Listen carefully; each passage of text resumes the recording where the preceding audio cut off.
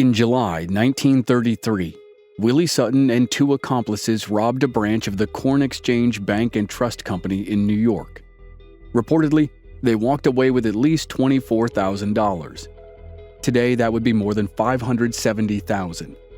Split three ways, each man should have kept the equivalent of at least $190,000. That was certainly enough to live off of for the rest of 1933, and it capped an eventful 7 months for the man who would be known as Slick Willie and the Gentleman Robber. He had escaped from Sing Sing prison in December 1932. According to some reports, he tried to rob a bank just 3 days later, but failed. Exactly 2 months later, in February 1933, he definitely tried to rob a branch of the Corn Exchange in Philadelphia, but that one failed too. That same month, it seems likely that he tried to rob a bank in New York, but failed again. Success finally came with the July 1933 robbery of the Corn Exchange in Philadelphia that he had failed to rob 5 months earlier. For the second half of 1933, Willie and his two accomplices seemed content to live off the proceeds of the heist. But by January 1934, they needed to, or wanted to, get back to work. Though their crime in early 1934 would not be nearly as well known as the highlights of other bank robbers to come, it jump-started a legendary year in the history of American crime. In January 1934, 2 days after Willie Sutton's upcoming robbery, the Barker gang kidnapped a wealthy banker in St. Paul, Minnesota. In May, Bonnie and Clyde were killed in Louisiana. In July, John Dillinger was killed in Chicago. In October, Pretty Boy Floyd was killed in Ohio. In November, Babyface Nelson was killed outside Chicago. And those were just the high points of the high points. With all that going on and much more, and the nation still in the grips of the Great Depression and towering dust storms ravaging the southern plains, it was no wonder that a bank robbery in Philadelphia flew under the radar for the average American. But it would be an exciting highlight of Willie Sutton's career, and was also the last bank robbery highlight for the next 16 years of his life. If Willie Sutton had not already cemented his legacy as a master escape artist with his prison break from Sing Sing, he would do so over the next few years, with not one, not two, but 3 elaborate attempts, and at least a little bit of success.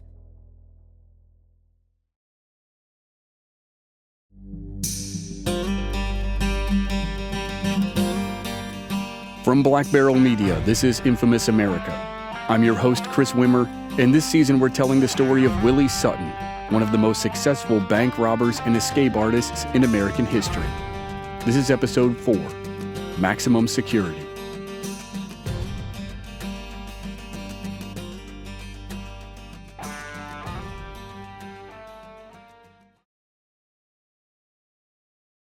Willie had spent a lot of time casing the Corn Exchange Bank in Philadelphia, so naturally, when his first attempt to rob the bank failed, he wanted to try again.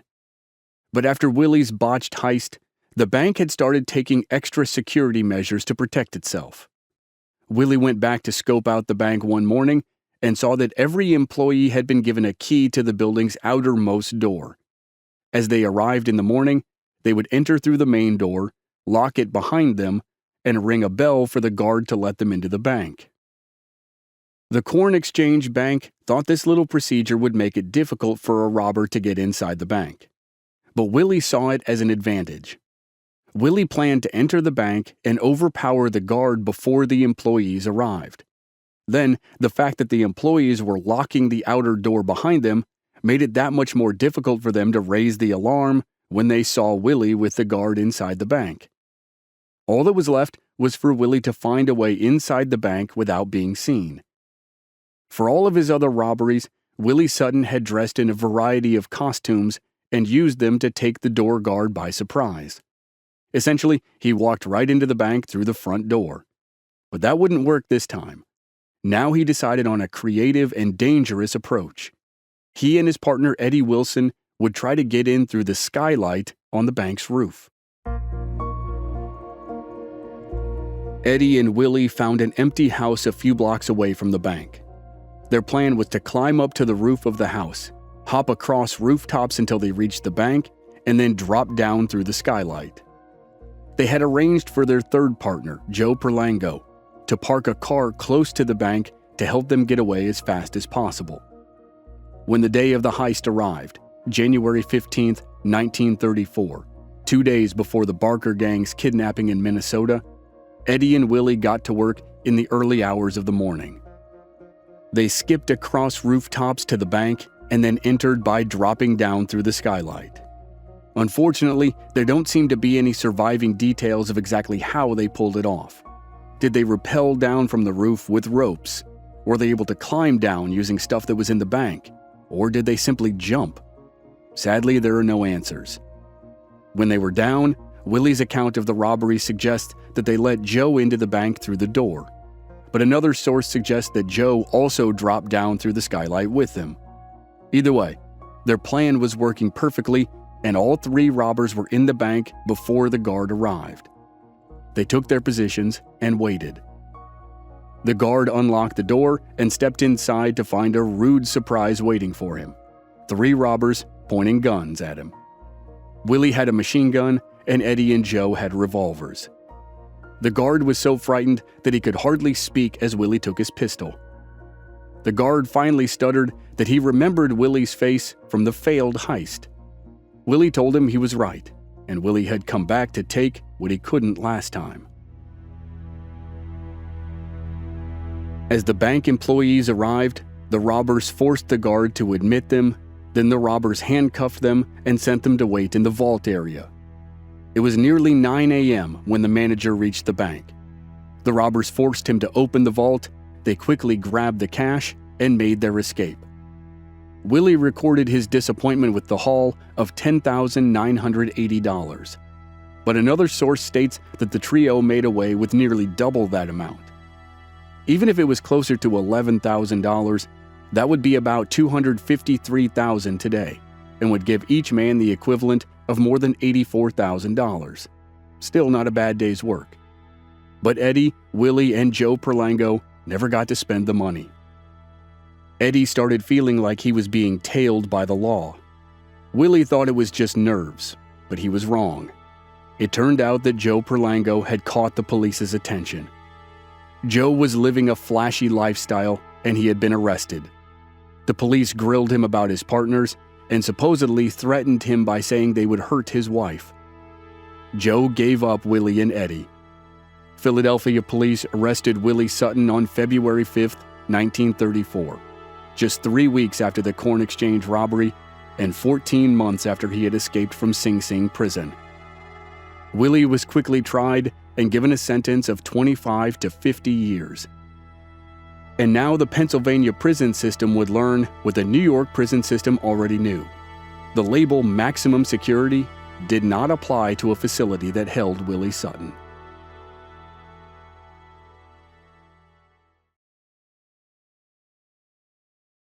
Willie Sutton was sent to Eastern State Penitentiary right outside downtown Philadelphia. The prison was built to look like a medieval castle/fortress, and once billed itself as the most expensive prison in the world. Today, it's the stuff of nightmares. The crumbling ruins of the prison still stand in a walled-off compound on Fairmount Avenue, just 3 blocks from the miles of green parks, fountains, monuments, and museums that line the Schuylkill River. It looks like one of those haunted, abandoned buildings that you've seen on dozens of TV shows and documentaries. It's open for visitors, and during the Halloween season, the prison embraces its haunting appeal. The prison, which might have actual ghosts, transforms into 5 separate haunted houses for thrill seekers. By the time Willie Sutton arrived in 1934, the prison was already more than 100 years old, so it probably had a haunted quality even then. When Willie walked in, he was probably the second most famous inmate in the prison's history. The first was Al Capone, who spent 8 months in Eastern State Pen between August 1929 and March 1930, as his reign over Chicago's underworld was rapidly coming to an end.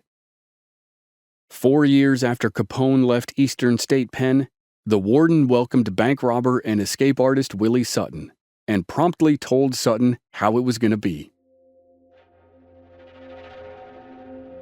The warden was a tough, cigar-smoking man who summoned Willie to his office nearly as soon as Willie reached the prison. The warden had seen a lot of crazy things go down behind bars, and he told Willie directly that he knew Willie was going to try to escape. Before Willie could protest, the warden added that there was nothing Willie could say to convince him otherwise. The warden warned Willie not to try anything stupid. He told Willie that no inmate had successfully escaped from the prison in his long career as warden, and he added that the guards had special instructions to watch Willie carefully. If they saw Willie make even the slightest false move, they would shoot to kill. Willie told the warden that he shouldn't worry. He had no intention of escaping.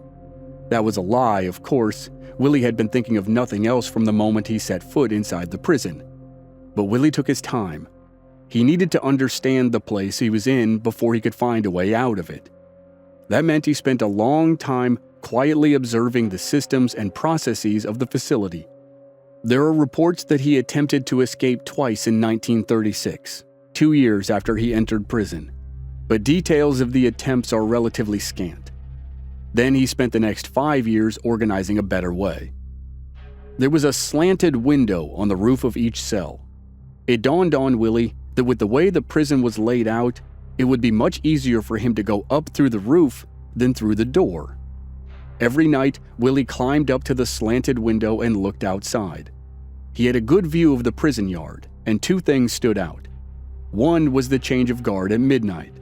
There was a brief period where the prison wall was left unattended. The second was the weather. Every once in a while, a thick fog rolled into the prison. The fog was so dense that it was impossible to see through it at night, even when the lamps were lit. And that gave Willie an idea. He would wait for a thick fog to come in.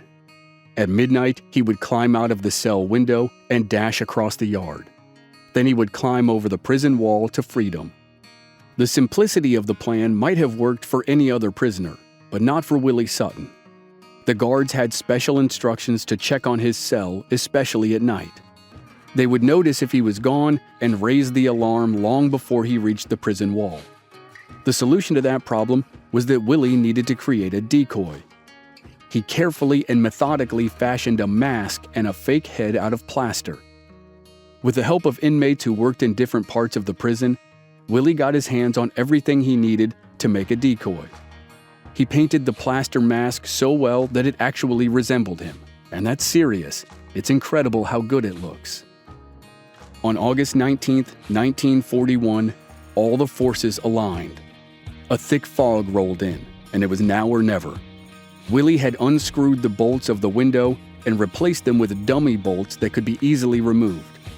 He waited until a few minutes before midnight, and then positioned the mask and the bust of his head under the blanket on his bed to make it look like he was sleeping. He climbed up to the window and looked out at the dark prison yard. The prison lights were barely visible in the thick fog. There was less than a minute left until midnight when the guards would change their shifts. And that was when Willie heard a shout from the yard, and all hell broke loose.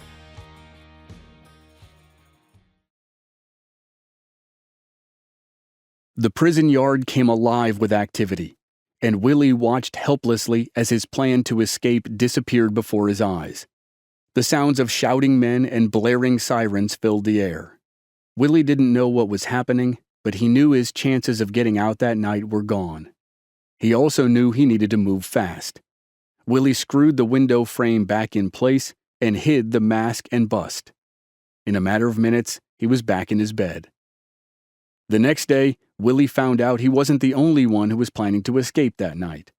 Another group of inmates was also trying to take advantage of the fog to jump the prison wall at midnight. But they had botched the timing. They were a couple minutes early and ended up running right into the prison guards and creating chaos in the yard. In response, the warden ordered a sweep of the cell blocks. Guards searched every cell, and when they got to the top tier of cell block 7, they found the mask, bust, and dummy bolts inside Willie's cell. As punishment, Willie was sent to the isolation block for 6 months, where he spent every single day thinking about his next plan to escape. Soon after Willie was released from the isolation block, he received notice that the prison psychiatrist wanted to see him. The psychiatrist was a smart young man named Dr. Philip Roche. Willie thought the doctor was going to evaluate him, but the doctor offered Willie a job as a personal secretary.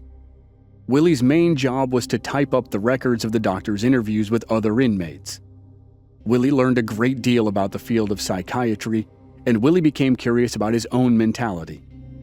Willie asked the doctor if he thought Willie would ever be able to go straight after he was released. The doctor said, in his professional opinion, he found it very hard to imagine a scenario where Willie would not rob banks. The doctor turned out to be right, but it would be 6 more years before Willie could test the doctor's theory. In 1945, 4 years after his failed attempt on the foggy night, Willie joined a group of 11 other inmates who had a plan to escape Eastern State Pen. They identified the cell block closest to the prison wall and wanted to try one of the oldest tricks in the book, tunneling out. A member of the group named Clarence Kleindienst, whom Willie called Kleiny, lived in the cell block and also worked in the prison's plaster shop. His cell became ground zero for the project. He made a frame with plaster blocks that looked like the granite blocks of his cell wall. The frame could be used to hide the work that went on behind it. Every day at a certain time, all the inmates left their cells for their assigned jobs in the prison. The members of the escape crew snuck into Kleiny's cell whenever they could to dig out his wall and tunnel behind it. At the end of the day, they gathered the dirt that had accumulated and sprinkled it out in the yard, almost exactly like the character of Andy Dufresne did in the movie The Shawshank Redemption and the prisoners did in The Great Escape. It was slow, dangerous work, but after 6 long months, the tunnel was ready. That didn't mean it was perfect. Parts of the tunnel had filled up with underground reserves of water. Men could get trapped in the tunnel under layers of soil and water, but they didn't care. It was worth the risk. They chose April 3rd, 1945 for the day of the escape. The time would be the short interval between breakfast and the order to report to their jobs. The inmates were nervous, and as Willie had learned repeatedly through his bank robberies and escape attempts, the act rarely goes according to the plan. And this particular act would feature a comical surprise that was straight out of a Three Stooges skit from the era.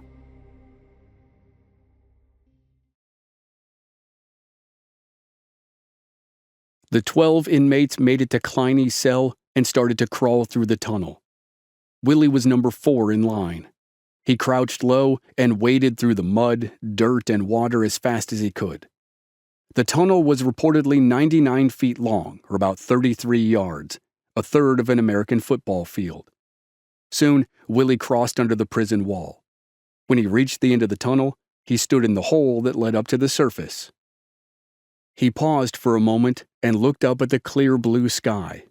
After 9 years in prison, and possibly as many as 3 failed escape attempts, freedom was finally in sight.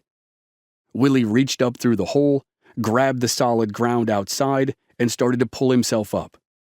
When he was halfway out of the hole, his heart sank. Willie saw 2 Philadelphia policemen approaching the hole as he hoisted himself out. It turned out that the spot where the tunnel broke through to the surface was at the end of a routine walking beat for 2 patrolmen. The inmates had no way of knowing, but they had spent 6 months digging a tunnel away from prison guards, only to deposit themselves right in front of 2 policemen. Willie and the other inmates only had one small advantage. The policemen were even more shocked to see the inmates than the inmates were to see the policemen. As the policemen stood there stunned by the sight of prisoners crawling out of a hole in the ground, Willie scrambled out of the hole and broke into a run. The patrolmen, finally coming to their senses, chased after him. Willie ran as fast as he could and raced past a long row of factories. But his wet shoes were filled with muddy water and they slowed him down. To make matters worse, the patrolmen drew their guns and started shooting. The bullets whizzed past Willie and slammed into the brick wall of the factory next to him. Willie wasn't hit, but he knew that he couldn't keep this up. He dove into one of the buildings. He rushed ahead and tugged at the factory door, but it was locked. All Willie could do was crouch on the floor below the window and hope the patrolman ran past. But Willie was unlucky again. A pedestrian had seen him duck into the factory. When the cops arrived at the spot, the citizen felt compelled to point them in Willie's direction.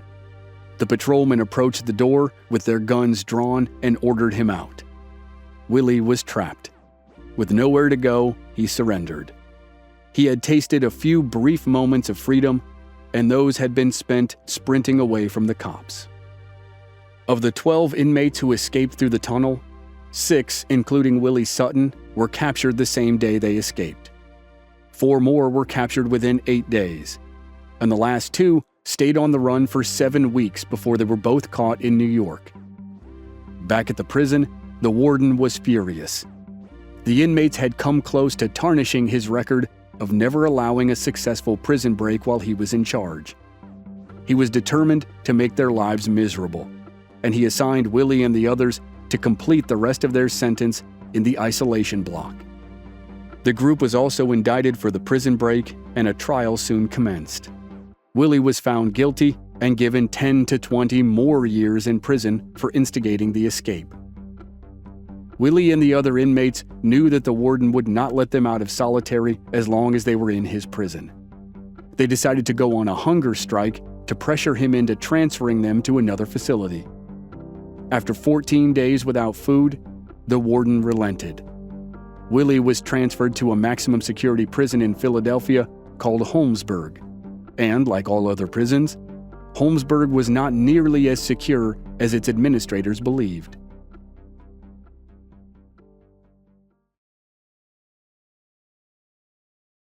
Holmesburg Prison sits along the banks of the Delaware River 12 miles northeast of Eastern State Pen. Like Eastern State, Holmesburg is now a ruin. But unlike Eastern State, Holmesburg is not open for tours. Over the course of its history, it would be known by many as the worst prison in Philadelphia. It was nicknamed the Terror Dome because of bloody riots and the murder of a warden by an inmate. And strong allegations emerged that unethical medical experiments were performed on prisoners from 1951 to 1974. The allegations prompted congressional hearings, public outcry, and numerous articles and books. But prison records were destroyed, so the full truth will probably never be known. Willie Sutton and 4 other inmates who had been part of the failed tunnel escape arrived at Holmesburg in 1945. 6 years before the medical experiments were supposed to have started. It would be easy to say that Willie Sutton probably started thinking about breaking out of Holmesburg the second he set foot inside, but in reality, he never stopped thinking about it. Every day he spent in prison, he thought about breaking out. And his time at Holmesburg was no different. It was simply a new challenge, and in the end, it took him 2 years to figure it out. The prison was built on top of a hard granite subsurface, which meant there was no chance of tunneling out. The wall that ran around Holmesburg was extraordinarily high, so climbing over would be a serious obstacle. And like Eastern State Pen, the warden of Holmesburg knew all about Willie Sutton's ability to escape. The warden would be watching Willie like a hawk, and the guards had orders to shoot on sight if they saw Willie trying to escape. The warden put Willie and the other transfers in the prison's isolation block. Willie was allowed in the exercise yard for 1 hour a day. The other 23 hours, he was in his dungeon of a stone cell. Security was tight, and options for escape were few. But eventually, an unexpected problem led to inspiration. Willie got really sick, and it ended up being a blessing in disguise. Willie caught a raging fever that didn't subside for several days. Because the warden didn't want to risk sending Willie to a hospital, he assigned another inmate to take care of Willie. Jimmy McGee was a trustee, a prisoner who was trusted by the guards and given special privileges. Jimmy had the job of being a night nurse to prisoners, and now he was responsible for Willie Sutton. Under Jimmy's care, Willie's condition improved significantly. But unknown to the warden, Jimmy helped Willie in many other ways. Willie was toying with a vague plan to find ladders in the prison and climb over the wall. Jimmy told Willie where he could find ladders and ropes in Holmesburg. He also gave Willie valuable information about the schedule of the prison guards. By the time Willie recovered, he was in a much better position to break out of Holmesburg. Willie and 4 other inmates soon hatched a plan to escape. 3 of the 4 had been part of the escape from Eastern State Pen and had been transferred to Holmesburg with Willie, so they knew each other. Here, the plan called for them to cut through the bars of their prison cells, get their hands on the uniforms of prison guards, find some ladders, change into their disguises, and then climb over the walls using the ladders. By February of 1947, less than 2 years after the transfers arrived at Holmesburg, the gang was ready to break out. They had information about the guards, the uniforms, and the ladders. They had secured hacksaws from another inmate to cut through the bars, and they had at least 1 gun to disarm the guards. Similar to the fog at Eastern State Pen, the group waited for a heavy snowstorm to pound Philadelphia. That happened on February 10th, 1947. There was so much snow that visibility was severely reduced, which was perfect for a prison break.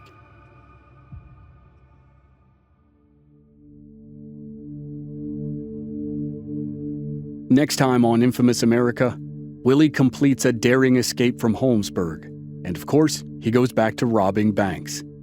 And if the corn exchange was his favorite target in the 1930s, the Manufacturers Trust Company is his favorite target in the 1950s. Willie Sutton's most profitable and probably most famous robbery is on the way. That's next week on Infamous America. Members of our Black Barrel Plus program don't have to wait week to week for new episodes. They receive the entire season to binge all at once with no commercials, and they also receive exclusive bonus episodes. Sign up now through the link in the show notes or on our website, blackbarrelmedia.com. Memberships are just $5 per month. This series was researched and written by Rhea Perowit. Original music by Rob Valier. I'm your host and producer, Chris Wimmer. Find us at our website, blackbarrelmedia.com, or on our social media channels. We're Black Barrel Media on Facebook and Instagram, and B Barrel Media on Twitter. And you can stream all our episodes on YouTube. Just search for Infamous America Podcast. Thanks for listening.